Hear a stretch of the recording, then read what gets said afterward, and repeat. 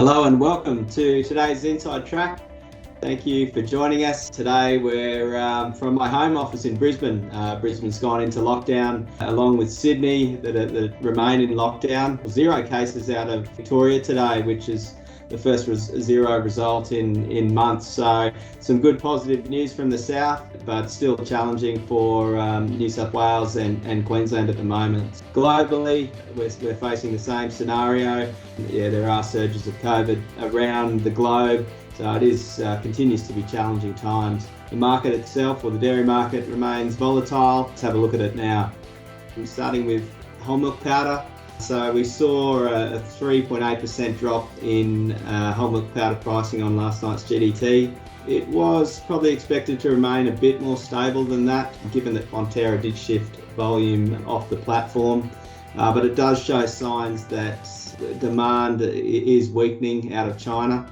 There was less participation on this auction as there has been in previous fortnights. So yeah, it's an interesting one to note. Coming into this new season in New Zealand, it'll be definitely one to watch over the next couple of weeks, and it'll be interesting to see. The short term is that pricing may ease.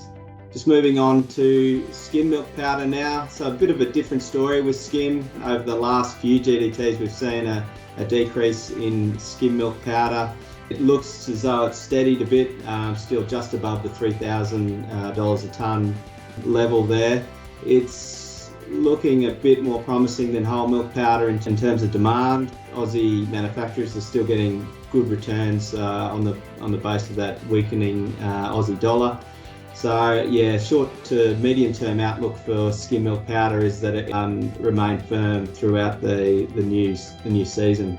We'll skip over to AMF and butterfat, probably the best performing of the commodities. Yeah, we saw an increase on the GDT last night on butter and AMF, probably due to the fact that their demand is a bit more spread, or global demand is a bit more spread with butterfats butter and AMF. So yeah, we're seeing that price sort of holding up more so than the whole milk powder.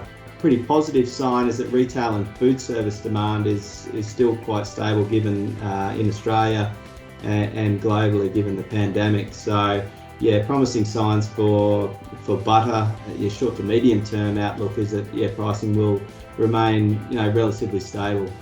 Having a look at whey powder. So base price of whey powder, we've seen a bit of flattening out of the US over the last 4 weeks. Yeah, we have seen a bit of weakening demand from China. Still above average pricing, looking at over a 12 to 24 month timeline. However, yeah, we do see pricing flattening a little.